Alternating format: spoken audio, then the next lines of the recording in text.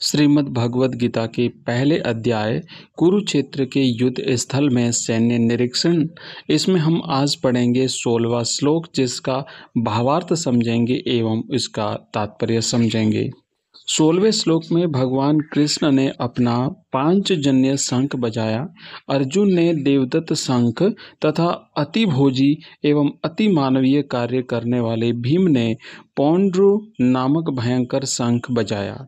प्रिय मित्रों, इस श्लोक का तात्पर्य यह है कि इस श्लोक में भगवान कृष्ण को ऋषिकेश कहा गया है, क्योंकि वे ही समस्त इंद्रियों के स्वामी हैं। सारे जीव उनके भिन्नांश हैं, अतः जीवों की इंद्रियां भी उनकी इंद्रियों के अंश हैं।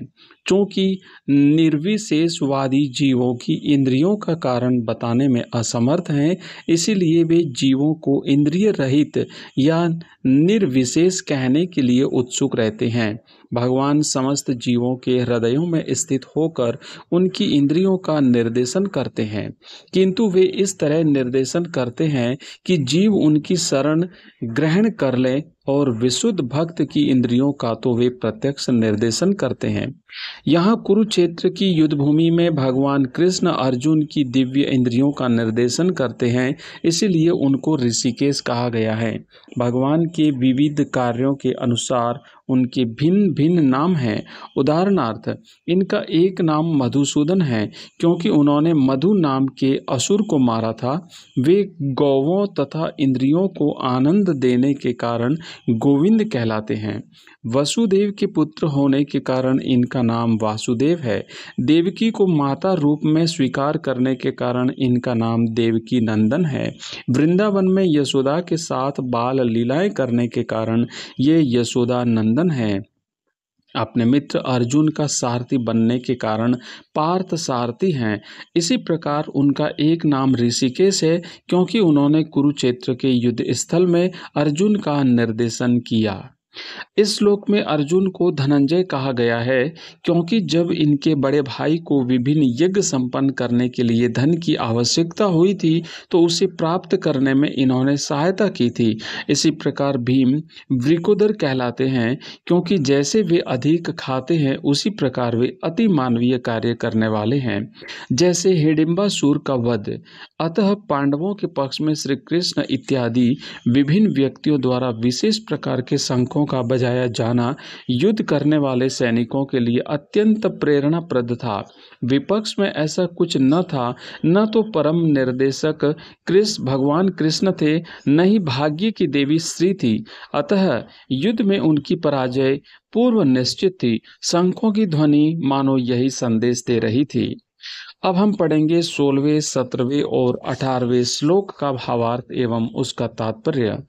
आगे 16वें श्लोक में कहा गया है कि हे राजन, कुंती पुत्र राजा युधिष्ठिर ने अपना अनंत विजय नामक शंख बजाया, तथा नकुल और सहदेव ने सुघोष और मणिपुष्पक शंख बजाए। महान धनुर्धर काशीराज, परम योद्धा शिखंडी, धृष्टद्युम्न, विराट, अजय, सात्यकी, द्रुपद, द्रौपदी के पुत्र तथा सुभद्रा के महाबाहु पुत्र आदि सबों ने अपने अपने शंख बजाए। प्रिय मित्रों, इसका तात्पर्य यह है कि संजय ने राजा धृतराष्ट्र को अत्यंत चतुराई से यह बताया कि पांडु के पुत्रों को धोखा देने तथा राज्य सिंहासन पर अपने पुत्रों को आसीन कराने की यह अविवेकपूर्ण नीति श्लाघनीय नहीं थी। लक्षणों से पहले ही यह सूचित हो रहा था कि इस महायुद्ध में सारा कुरुवंश मारा जाएगा। भीष्म पितामह से लेकर अभिमन्यु तथा अन्य पुत्रों तक विश्व के अनेक देशों के राजाओं समेत उपस्थित सारे के सारे लोगों का विनाश निश्चित था। यह सारी दुर्घटना राजा धृतराष्ट्र के कारण होने जा रही थी, क्योंकि उसने अपने पुत्रों को कुनीति को प्रोत्साहन दिया था। नेक्स्ट श्लोक है, जिसका भावार्थ है कि इन विभिन्न शंखों की ध्वनि कोलाहल पूर्ण बन गई, जो आकाश तथा पृथ्वी को शब्दायमान करती हुई धृतराष्ट्र के पुत्रों के हृदयों को विदीर्ण करने लगी। प्रिय मित्रों, इस श्लोक का तात्पर्य यह है कि जब भीष्म तथा दुर्योधन के पक्ष के अन्य वीरों ने अपने अपने शंख बजाए तो पांडवों के हृदय विदीर्ण नहीं हुए। ऐसी घटनाओं का वर्णन नहीं मिलता, किंतु इस विशिष्ट श्लोक में कहा गया है कि पांडव पक्ष के शंखनाद से धृतराष्ट्र के पुत्रों के हृदय विदीर्ण हो गए। इसका कारण स्वयं पांडव और भगवान कृष्ण में उनका विश्वास है। परमेश्वर की शरण ग्रहण करने वाले को किसी प्रकार का भय नहीं रह जाता, चाहे वह कितना ही विपत्ति में क्यों न हो। प्रिय मित्रों, 20वां श्लोक, जिसका भावार्थ यह है कि उस समय हनुमान से अंकित ध्वजा लगे रथ पर आसीन पांडुपुत्र अर्जुन अपना धनुष उठाकर तीर चलाने के लिए उद्यत हुआ। हे राजन, धृतराष्ट्र के पुत्रों को व्यूह में खड़ा देखकर अर्जुन ने श्री कृष्ण से ये वचन कहे। प्रिय मित्रों, इस श्लोक का तात्पर्य यह है कि युद्ध प्रारंभ होने ही वाला था। उपर्युक्त कथन से ज्ञात होता है कि पांडवों की सेना की अप्रत्याशित व्यवस्था से धृतराष्ट्र के पुत्र बहुत कुछ निरुत्साहित थे, क्योंकि युद्ध भूमि में पांडवों का निर्देशन भगवान कृष्ण के आदेशानुसार हो रहा था। अर्जुन की ध्वजा पर हनुमान का चिन्ह भी विजय का सूचक है, क्योंकि हनुमान ने राम तथा रावण युद्ध में राम की सहायता की थी, जिससे राम विजयी हुए थे। इस समय अर्जुन की सहायता के लिए उनके रथ पर राम तथा हनुमान दोनों उपस्थित थे। भगवान कृष्ण साक्षात राम है और जहाँ भी राम रहते हैं वहाँ उनका नित्य सेवक हनुमान होता है तथा उनकी नित्य संगिनी वैभव की देवी सीता उपस्थित रहती हैं। अतः अर्जुन के लिए किसी भी शत्रु से भय का कोई कारण नहीं था। इससे भी अधिक इंद्रियों के स्वामी भगवान कृष्ण निर्देश देने के लिए साक्षात उपस्थित थे। इस प्रकार अर्जुन को युद्ध करने के मामले में सारा सत्परामर्श प्राप्त था। ऐसी स्थितियों में जिनकी व्यवस्था भगवान ने अपने शाश्वत भक्त के लिए की थी, निश्चित विजय के लक्षण स्पष्ट थे। प्रिय मित्रों, अब हम पढ़ेंगे 21वें और 22वें श्लोक का भावार्थ एवं उसका तात्पर्य। प्रिय मित्रों, अर्जुन ने कहा, हे अच्युत, कृपा करके मेरा रथ दोनों सेनाओं के बीच ले चलें, जिससे मैं यहाँ उपस्थित युद्ध की अभिलाषा रखने वालों को तथा शस्त्रों की इस महान परीक्षा में जिनसे मुझे संघर्ष करना है उन्हें देख सकूं। प्रिय मित्रों, इस श्लोक का तात्पर्य यह है कि यद्यपि श्री कृष्ण साक्षात श्री भगवान है, किंतु वे अहेतु की कृपावश अपने मित्र की सेवा में लगे थे। वे अपने भक्तों पर स्नेह दिखाने में कभी नहीं चूकते, इसीलिए अर्जुन ने उन्हें अच्युत कहा है। सारथी रूप में उन्हें अर्जुन की आज्ञा का पालन करना था और उन्होंने इसमें कोई संकोच नहीं किया, अतः उन्हें अच्युत कहकर संबोधित किया गया है।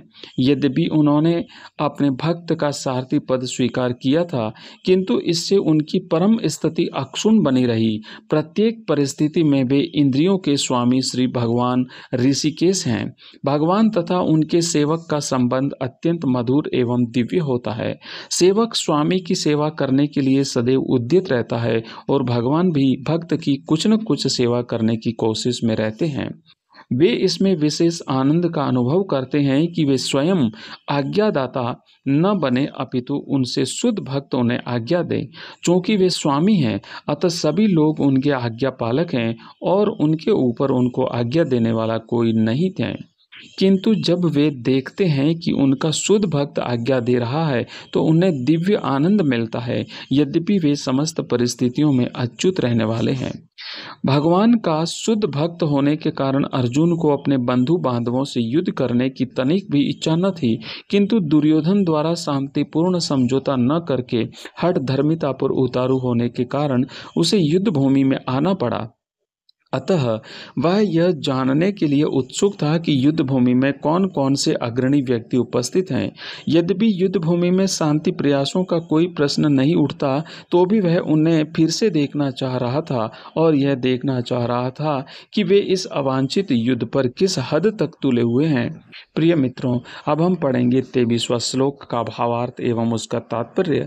मुझे उन लोगों को देखने दीजिए जो यहाँ पर धृतराष्ट्र के दुर्बुद्धि कुंती पुत्र यानी दुर्योधन को प्रसन्न करने की इच्छा से लड़ने के लिए आए हुए हैं। प्रिय मित्रों, इस श्लोक का भावार्थ तात्पर्य यह है कि यह सर्वविदित था कि दुर्योधन अपने पिता धृतराष्ट्र की साठगांठ से पापपूर्ण योजनाएं बनाकर पांडवों के राज्य को हड़पना चाहता था।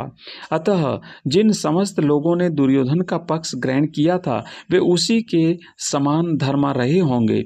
अर्जुन युद्ध प्रारंभ होने से पूर्व यह तो जान ही लेना चाहता था कि कौन कौन से लोग आए हुए हैं, किंतु उनके समक्ष समझौता का प्रस्ताव रखने की उसकी कोई योजना नहीं थी। यह भी तथ्य था कि वह उनकी शक्ति का, जिसका उसे सामना करना था, अनुमान लगाने की दृष्टि से उन्हें देखना चाह रहा था। यद्यपि उसे अपनी विजय का विश्वास था क्योंकि कृष्ण उसकी बगल में विराजमान थे। प्रिय मित्रों, अब हम पढ़ेंगे 24वां श्लोक, जिसका तात्पर्य यह है कि संजय ने कहा, हे भरतवंशी, अर्जुन द्वारा इस प्रकार संबोधित किए जाने पर भगवान कृष्ण ने दोनों दलों के बीच में उस उत्तम रथ को ला करके खड़ा कर दिया। तात्पर्य यह है कि इस श्लोक में अर्जुन को गुड़ाकेश कहा गया है। गुड़ाका का अर्थ है नींद, और जो नींद को जीत लेता है वह गुड़ाकेश है। नींद का अर्थ अज्ञान भी है। अतः अर्जुन ने कृष्ण की मित्रता के कारण नींद तथा अज्ञान दोनों पर विजय प्राप्त की थी। कृष्ण के भक्त के रूप में वह कृष्ण को क्षण भर भी नहीं भूला पाया, क्योंकि भक्त का स्वभाव ही ऐसा होता है। यहाँ तक कि चलते और सोते हुए भी कृष्ण के नाम, रूप, गुणों तथा लीलाओं के चिंतन से भक्त कभी मुक्त नहीं रह सकता। अतः कृष्ण का भक्त उनका निरंतर चिंतन करते हुए नींद तथा अज्ञान दोनों को जीत सकता है।